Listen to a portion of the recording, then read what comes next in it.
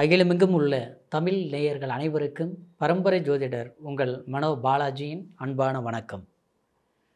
மகர ராசி அன்பர்களுக்கு உங்களுடைய ராசிநாதன் சனி பகவான் நீதிமான் எல்லா ஆயுள் பலன்களையும் கொடுக்கக்கூடிய சர்வ வல்லமை கொண்ட சனி பகவான் உங்களுடைய ராசிக்கு 2ஆம் அதிபதியாகிய சனி பகவான் 3ஆம் இடத்தில் சஞ்சாரம் பண்ணிகிட்ருக்கக்கூடிய இந்த காலகட்டத்தில் வக்கர நிலைக்கு திரும்ப போகிறாருங்க.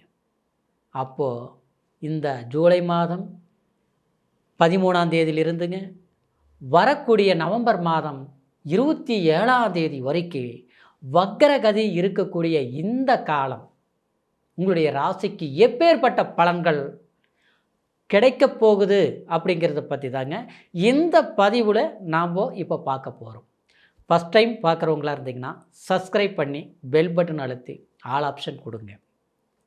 மகர ராசி அன்பர்கள் அப்படின்னா சனி பகவானுடைய ஆளுமை தன்மையில் இருக்கக்கூடியவங்க, பிறந்திருக்கக்கூடியவங்க தான் இந்த மகர ராசி அன்பர்கள். அப்பேற்பட்ட உங்களுக்கு உழைப்பு, விடாமுயற்சி, ஆரம்ப காலத்திலிருந்து ஒவ்வொன்றா நீங்களாக ஒவ்வொரு விஷயத்தையும் தெரிஞ்சு கஷ்டப்பட்டு முயற்சி எடுத்து முன்னேறக்கூடிய ஒரு வலிமை கொண்டவங்க தான் மகர ராசி அன்பர்கள். மகரம்ங்கிறது ஒரு வெளிச்சம், வல்லமை, ஆளுமை. உங்களால் முடியாததெல்லாம் எதுவுமே கிடையாதுங்க. நீங்கள் நினச்சிட்டிங்கன்னா எவ்வளவு நீங்கள் எத்தனை முறை கீழே விழுந்தாலும் எந்திரிச்சிருவீங்க. இது உண்மைங்க. நீங்கள் எந்த டிபார்ட்மெண்ட்டில் வேலை செய்தாலும் சரி, எந்த ஒரு கம்பெனியில் ப்ரைவேட் சம்மந்தப்பட்ட வேலையில் செய்தாலும் சரி, ஒரு தின வேலைக்கு போகிறவங்களா இருந்தால் கூட சொல்கிறேன் பாருங்கள். ஆனால் உங்களுடைய உழைப்பில் தான் நீங்கள் சம்பாரித்து நீங்கள் சாதிப்பீங்க.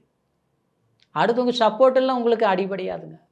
அப்படியே ஒருத்தர் சப்போர்ட் ஒரு நிமிஷம் வந்து ஒன்று பண்ணிட்டாங்கன்னு வச்சுக்கல, அடுத்தது பார்த்தீங்கன்னா அதெல்லாம் 3 மடங்கு உங்களுக்கு நஷ்டமாகும். அந்த பாக்கியம் உங்களுக்கு இல்லை.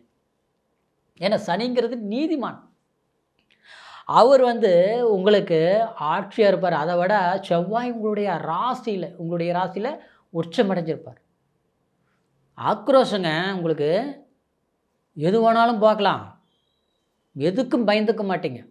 ஏன்னா தன்னம்பிக்கை இருக்கிறவங்க எதுக்குங்க பயந்துக்கிறாங்க? உழைப்பு நம்புறவங்க அடுத்தவங்க எதுக்குங்க அடிமையாக போகிறாங்க?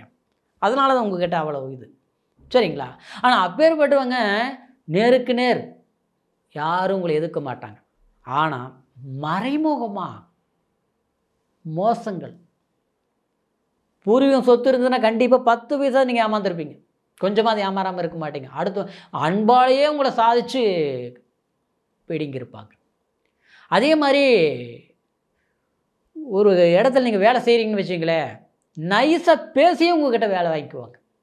ஆனால் அவங்களுடைய வளர்ச்சிக்கு காரணம் நீங்களாக தான் இருப்பீங்க. ஆனால் ஊதியம் பார்த்தா ரொம்ப குறைவாக தான் இருக்கும். ஒரு கம்பெனி நிர்வாகம் பண்ணிகிட்டு இருக்கிறீங்க, நீங்கள் தான் மேனேஜ்மெண்ட், உங்கள் கம்பெனி தான் சொந்த பிஸ்னஸ் பண்ணிகிட்டு இருக்கிறீங்கன்னு வச்சுங்களேன் மகர ராசிக்காரர்.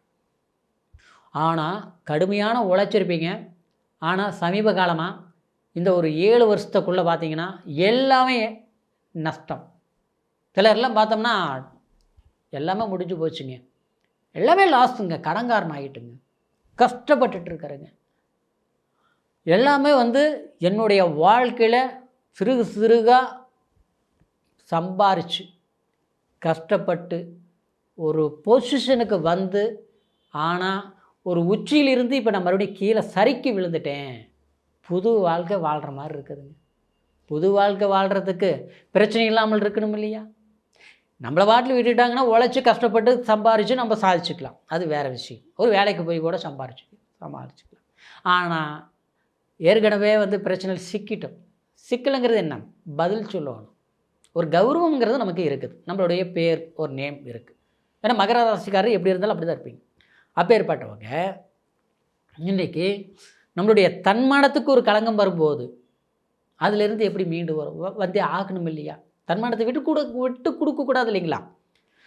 வாங்கிட்டோம் கடன், பிஸ்னஸ்ன்னு போட்டோம் லாஸ், எல்லாம் கூட இருந்தவங்க ஏமாற்றிட்டாங்க. இதுதான் நடந்தது. உண்மையிலேயே சொல்ல போனால் கண்ணுக்கு தெரிஞ்சு நீங்கள் ஏமாத்திருக்க மாட்டீங்க. முன்னால் விட்டு பின்னால் வஞ்சகத்தால் சூழ்ச்சியால், அடுத்தவன் கூட இருந்து குழி தோண்டி, இதில் தான் நீங்கள் இழந்திருப்பீங்க. இப்படி சில பிரச்சனைகளை சந்தித்ததை நீங்கள் மீண்டு வர்றதுக்கு ஒவ்வொரு ஸ்டெப்பாக பார்த்துட்ருக்குறீங்க. ஆனால் அது பாசிட்டிவ் எதுவுமே நடக்கலை. சரியான ஒரு பாதை ஒன்றும் கிடைக்கல. எல்லாரும் சொல்கிறாங்க 7.5 சனியெல்லாம் முடிஞ்சு போச்சு மார்ச் மாதம் 29ஆம் தேதியிலேயே. ஆனால் என்னுடைய வாழ்க்கையில் பார்த்தா 7.5 சனி முடிஞ்சு எனக்கு மாற்றம் தெரியல. அப்புறம் பார்த்தோம்னா இப்போவுமே ஒரு பெரிய வித்தியாசமெல்லாம் ஒன்றுமே தெரியலிங்க. என்னவோ எப்படிங்க இப்படியே போயிட்டுருந்தா அப்படின்னு நினச்சி ஒரு கணக்கு போட்டுட்ருக்கிறீங்க பார்த்தீங்களா மகர ராசிக்காரரு. உங்களுக்கு இந்த வக்ரம், சனி வக்ரம், கண்டிப்பாக சனி வக்ரம்னே என்ன, அதாவது அது இன்னும் ஃபோர்ஸ் ஒரு 50 ஒரு ஸ்பீடில் நம்ம போயிட்டுருக்கிறோம்னு வச்சுக்கிற ஒரு வண்டியில் அது இன்னும் 100 ஸ்பீடு போடுற மாதிரி. அப்போது 3ஆம் இடத்து சனி பவர்ஃபுல், அதிகமான, ஏன்னா உபஜயஸ்தானம், முயற்சி ஸ்தானம், அந்த ஸ்தானத்தில் இருக்கக்கூடிய சனி பகவான் இன்னும் ஃபோர்ஸை கொடுக்கும்போது நிச்சயமாக சனி பகவானை பொறுத்துக்கு 3, 6, 11 இந்த ஸ்தானங்களில் சஞ்சாரம் பண்ணக்கூடிய, அதாவது அந்த இடங்களில் இருக்கக்கூடிய சனி பகவான் நன்மைகளை செய்வார். இது ஜோதிட சாஸ்திரத்தில் ஒரு மறுக்க முடியாத உண்மை. அப்போது 3ஆம் இடத்துல குருவோட வீட்டில் சனி சஞ்சாரம் பண்ணக்கூடிய இந்த காலகட்டத்தில் வக்ரகதி அடையும் போது இப்போது உங்களுடைய முயற்சிகள் இன்னும் வேகம் எடுக்கும். அந்த முயற்சிகளை நீங்கள் அடைவீங்கன்னா என்ன, கஷ்டப்படுறது எல்லோரும் கஷ்டப்படலாங்க. ஆனால் அந்த கஷ்டப்பட்டதுக்கு பலன் கிடைக்கணும், அதுதான் முக்கியம். ஆனால் உங்களுக்கு இது வரைக்குமே பட்ட கஷ்டங்களுக்கு பலன் கிடைக்கல. உழைப்பால் நீங்கள் உயர்வான நிலைக்கு வந்திருந்தாலும் அது சறுக்கல் ஏற்பட்டு கீழ்நிலையில் நீங்கள் இருக்கக்கூடிய ஒரு நிர்பந்தத்தை, உங்கள்கிட்ட வேலை செய்கிறவங்களுக்கு இருக்கிற நிம்மதி உங்களுக்கு கிடையாதுங்கிற மாதிரி. ஒரு முதலாளியாக இருந்தாலும், ஒரு உழைப்பாளியாக இருந்தாலும் கண்டிப்பாக வேலை இழப்புகளும் மன கஷ்டங்களும், அடுத்தவங்கள் செய்த தவறுகளுக்கு நீங்கள் கெட்ட பெயர்களையும் அவமானங்களையும் கண்டிப்பாக வாங்கியிருப்பீங்க. ஒரு அரசாங்க வேலையில் இருக்கக்கூடிய ஒரு அதிகாரியாக இருந்தாலும் கண்டிப்பாக இந்த பங்கம் ஏற்பட்டிருக்கும்.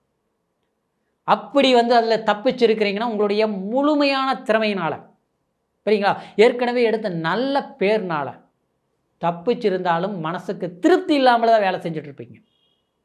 அதே மாதிரி ஒரு அரசியல் இருந்தாலும் உங்களுக்கு அரசியல் ரீதியில் நீங்கள் மற்றவங்கள தான் நீங்கள் வச்சு மேலே உட்கார வச்சு ஒரு அழகு பார்த்துருப்பீங்களே தவிர, ஆனால் அந்த அழகு பார்க்கக்கூடிய நிலையில் நீங்கள் இல்லை. அப்படின்னா உங்களுக்கு அந்த பதவி பட்டங்கள் கிடைக்கல. அதை மற்றவங்க தட்டி பறிச்ச மாதிரியும் உங்களுக்கு கிடைக்க வேண்டிய வாய்ப்புகளை அடுத்தவங்க அனுபவிக்கக்கூடிய ஒரு நிலையிலையும் உண்டாயிருக்கும் மகர ராசி அன்பர்களுக்கு. இந்த மாதிரி ஒரு சூழ்நிலைகளில் சந்திக்கிறது மட்டும் இல்லாமல் குடும்ப சிக்கல்களும் சில பிரச்சனைகளும் அதை சரிப்படுத்துகிறதே உங்களுடைய வேலையாக இருந்திருக்கும். இன்னும் சொல்லப்போனால் கல்யாணம் ஆகாமல் இருக்கக்கூடிய மகர ராசி அன்பர்களுக்கு கண்டிப்பாக திருமண தடைகள், எத்தனையோ கோயிலுக்கு போகிறோம், சாமி கும்பிடுறோம், எல்லாம் வணங்குறோம், ஆனால் நமக்கு நல்லது நடக்க மாட்டேங்குது. தள்ளி போகும்.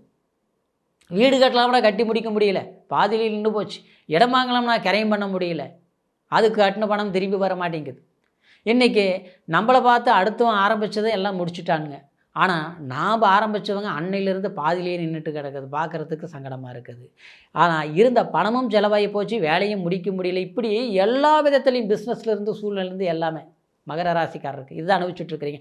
அதெல்லாம் மாற்றம் வந்தாச்சு. 138 நாள் மார்ச் மாதம், மன்னிக்கணும், அதாவது இந்த ஜூலை மாதம் 13ஆம் தேதியிலிருந்து நவம்பர் மாதம் 27ஆம் தேதி வரைக்கும் கண்டிப்பாக இந்த 4 மாதம் 14 நாள் இந்த காலகட்டம் உங்களுடைய 138 நாட்களும் நிச்சயமாக உங்களுக்கு வளர்ச்சியான காலமாக இருக்கும். அதனால் காற்றடிக்கும் போது தூத்திக்கணும், சந்தர்ப்பம் வரும்போது பயன்படுத்திக்கணும். நல்ல நேரம் வரும்போது தான் நம்மளுடைய உழைப்பும் நம்மளுடைய முயற்சியும் சாதகமாக இருக்கும். அதனால் இந்த நேரத்தை சரியாக பயன்படுத்துங்க, அற்புதமான வளர்ச்சி இருக்கும். சரிங்களா? அதே நேரத்தில் இது கோச்சார அடிப்படையில் நான் சொன்ன பலன்களாக இருப்பதனால உங்களுடைய பிறப்பு ஜனன ஜாதகத்தையும் ஒரு முறை பார்த்துக்குங்க. ஏன்னா அதில் தான் உங்களுடைய தசா புத்தி எப்படி இருக்குதுங்கிறது முழுமையான உங்களுடைய கால சூழ்நிலைக்கு தகுந்த மாதிரி நேரம் இருக்குதாங்கிறது நம்ம நிர்ணயம் பண்ண முடியும். அப்படிங்கிறதுனால உங்களுடைய ஜாதகம் நம்மக்கிட்ட பார்க்கணும்னு நினச்சிங்கன்னா கீழே இருக்கிற நம்பருக்கு ஃபோன் பண்ணி உங்களுடைய date of birth, time, place மூணையும் தெரியப்படுத்தி உங்களுடைய பலன்களை தெரிஞ்சுக்கிட்டு புதிய முயற்சிகள் எடுங்க. வளர்ச்சி அமோகமாக இருக்கும். மீண்டும் அடுத்த பதிவில் சந்திக்கிற வரைக்கும் நன்றி, வணக்கம்.